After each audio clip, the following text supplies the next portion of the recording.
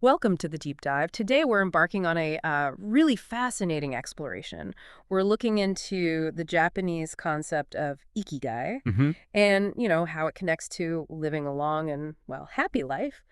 We're using insights from a book that really goes deep on this topic. Yeah, absolutely. Hmm. And we know you, our listeners, you want to get straight to the good stuff, but thoroughly right. Yeah, You appreciate those surprising little facts, but nobody wants to feel overwhelmed. definitely not. So our mission today is basically to pull out the key insights from the text, things about longevity, well-being, finding that sense of purpose. Yep. We'll lay it all out clearly, hopefully in a way that's, engaging. Okay, let's jump right in then. The book kicks off with something called the 80% secret. That phrase alone caught my eye. It's based on a Japanese saying, hara hachibu. Hara Hachibu, yeah. It literally translates to something like fill your belly to 80%. 80%, okay. And it's not some new diet fad. This is like Uh, ancient wisdom, especially in places like Okinawa, famous for people living exceptionally long lives. Hmm. Right, the centenarians. Exactly. The idea isn't purely about weight, though that's part of it. It's more about avoiding the extra work your body has to do to digest that last 20% of food. Hmm. Some research suggests that constant heavy digestion contributes to cellular oxidation, basically wear and tear. Okay, so it's like giving your digestive system a bit of a break. It doesn't have to work quite so hard all the time. Precisely. It's less strain, less potential long-term stress internally. So it's not about meticulously measuring food then. It's more about tuning in, stopping when you first start to feel satisfied, not actually full. That's the core of it. It's recognizing that point where you could eat more, but you don't actually need to. It's skipping that extra helping or that mindless snack we often reach for. Mm, It's about listening to your body, stopping when hunger fades, even if your plate isn't empty. It's quite mindful, really. mindful eating, right. Okay, that makes sense. Then the book shakes to another really compelling idea. Active mind, youthful body. It echoes that old Latin phrase. Mens sana in corpore sano. A sound mind in a sound body. Exactly. But the emphasis here seems a bit different. It's suggesting that keeping your mind sharp and adaptable actually helps keep your body young. Yes, it's a really interesting perspective. The idea is that a mind that's constantly active, curious, and learning actually motivates us towards healthier physical habits. Oh, interesting. So it's a feedback loop. Kind of, yeah. An engaged mind wants to explore, try new things, stay curious, and that often means being more physically active, eating better, taking care of yourself, Mm. which in turn helps slow down the physical aging process. And the flip side, the book warns, is letting your mind get, well, lazy. It talks about mental exercise being crucial. Absolutely. Without that stimulation, neurons and the connections between them can weaken. It becomes harder to react to adapt, like a muscle you don't use. It just sort of fades. It can, yeah. And this ties into the work of Shlomo Brezhnitz, an Israeli neuroscientist mentioned in the book. Oh, yeah. What did he find? Well, he argues our brains need constant stimulation. There's this tension, he says, between our natural desire for comfort and routine and what's actually good for our brain health. Comfort versus stimulation. Huh. Yeah. We fall into habits, right? Doing Yeah. things the same way. It feels easy, but it means the brain doesn't have to work as hard, doesn't have to think or form new connections. So too much routine is actually bad for the brain. In a way, yes. Brezhnitz points out that ingrained habits reduce the need to think. So the key isn't to avoid comfort entirely, but to consciously introduce new things, new information, new challenges, Even if it feels a bit uncomfortable. especially if it feels a bit uncomfortable. That little bit of anxiety or effort when learning something new, that's your brain working, building new pathways, revitalizing itself. Okay.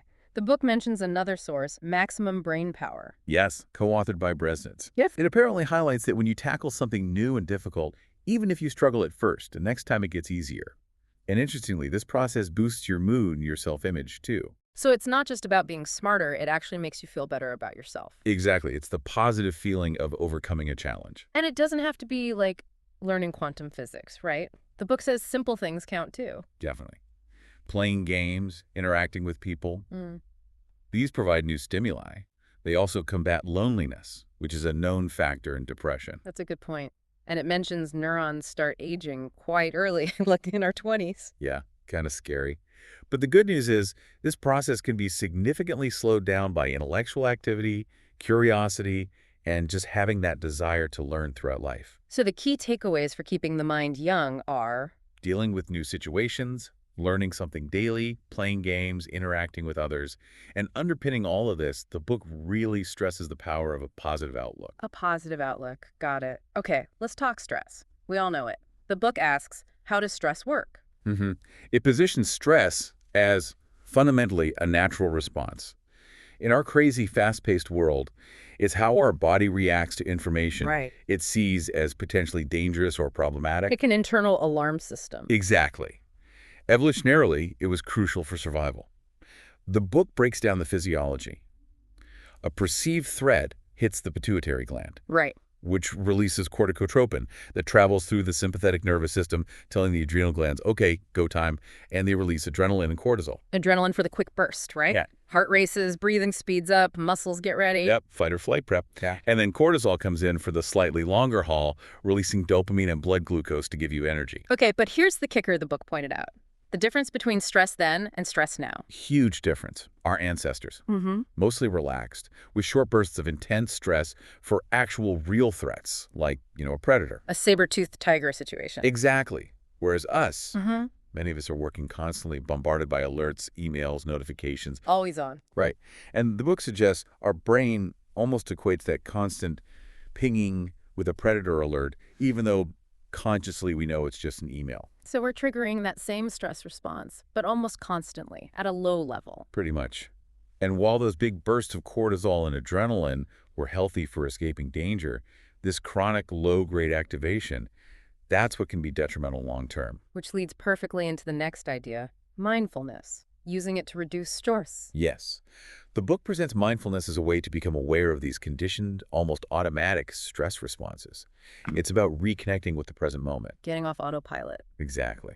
They share a story about Roberto Alcibar, who apparently left a high-stress life to teach mindfulness. He used the analogy of turning off the autopilot, like when you realize you've eaten a whole meal without really tasting it because your mind was elsewhere. I think we've all done that. For sure. So mindfulness helps bring awareness back. The book lists practical methods: meditation, breathing exercises, Yeah. yoga, body scans, things like that. And it's not an overnight fix, right? No, it's a practice. It takes time and consistency. But the potential payoff is huge. A more focused mind, less stress reactivity, and maybe even contributing to a longer, healthier life. Okay, but then there's a section titled, A Little Stress is Good for You.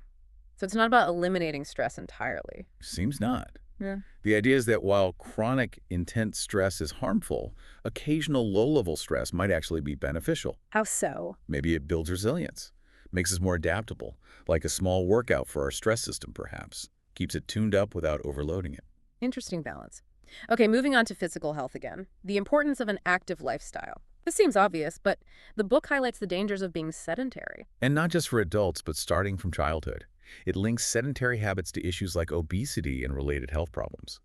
The emphasis is really on building active habits early on. So what kind of practical things does it suggest? Lots of accessible stuff. Walk more, take the stairs, choose active social activities over just watching TV. Replace junk food with fruit that's a simple swap. Getting enough sleep is key too, apparently 7-9 hours. Sleep comes up again. It does. Also, playing with kids or pets, joining a sports team. Even just being more conscious of your daily routine and finding small ways to move more and sit less.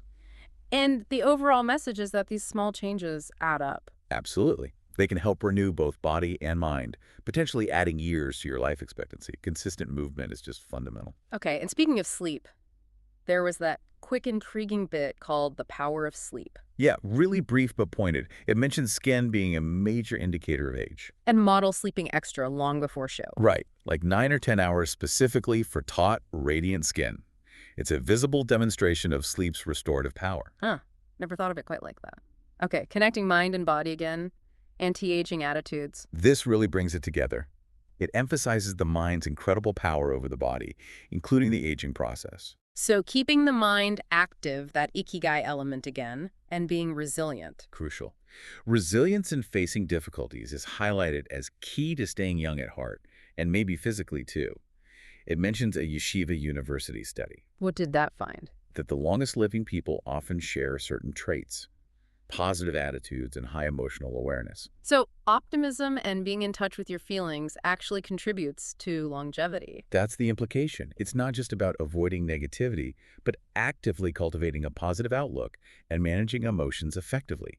Our inner state matters physically. Wow. Okay, now for a concept that really made me think, the need for challenge. It brings in Viktor Frankl. Yeah, the psychiatrist and Holocaust survivor. His belief, mentioned in the book, was that our health actually depends on this tension. The tension between what we've already done and the goals we still have ahead of us. So striving is actually healthy, not just relaxing. Frankl argued yes.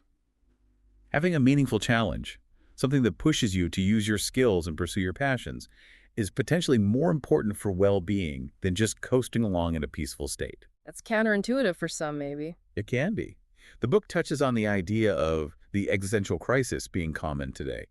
People doing what's expected of them, not what they truly want to do. And that creates a void. A sense of emptiness, yeah, which people might try to fill with stuff, consumerism, or try to numb with distractions, or worse. It underlines the deep human need for purpose. And Frankl's logotherapy was all about finding that purpose, right? The book gives examples. Yeah, some really powerful case studies. There's the American diplomat. Right. Unhappy despite success. Frankl helped him see it wasn't his past, it was his present, the wrong career. Exactly. Identifying the real source of the meaninglessness. Then there's the suicidal mother. That was intense. Frankl's exercise of imagining her deathbed. Helped her realize the profound meaning her life held through her devotion to her disabled son. That purpose saved her. Incredible. And the grieving doctor. Losing his wife. Frankl reframed his grief not just as loss, but as the price of love, the suffering he bore for her because he survived her. It gave his pain a meaning. It shows meaning can be found even in suffering. Powerful stuff. Very. It highlights that finding meaning is central to resilience. The book then shifts perspective a bit, looking at Eastern approaches to well-being, specifically Morita and Nikan therapies. How do these differ from, say, Western approaches? Well, the book contrasts them by saying many Western therapies focus on controlling or changing difficult emotions. Morita therapy, however, emphasizes accepting your feelings. Accepting them, even negative ones. Yes. The idea is not to fight them, but to let them be, like observing the weather. Feelings come and go. The focus shifts to your actions. So feel the fear, but do it anyway. Sort of. Kind of, yeah. The principles are, 1, accept your feelings. They mention a lovely Thich Nhat Hanh quote about welcoming solitude. 2, do what you should be doing. Focus on your tasks and purpose regardless of feelings. 3, through action, you discover your life's purpose. Action leads to purpose. Right. And 4, eventually return to social life. Grounded in this purpose, continuing the practices. And Nikan meditation is part of this. It's often used within Morita therapy. It's a specific kind of self-reflection. Very introspective. What does it involve? Asking yourself 3 questions about your relationship with another person, say person X. What have I received from person X? What have I given to person X? And crucially, what troubles or difficulties have I caused person X? Oh, wow. That last one is tough but important. It really forces you to look at your impact. Exactly. It fosters gratitude, humility, and a sense of interconnectedness.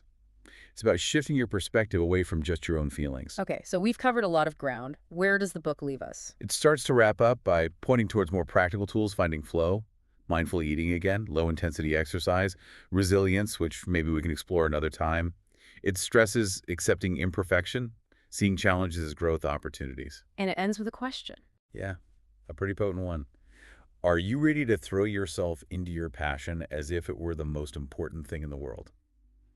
Really makes you think about your own Ikigai. Definitely. So that brings us towards the end of this deep dive.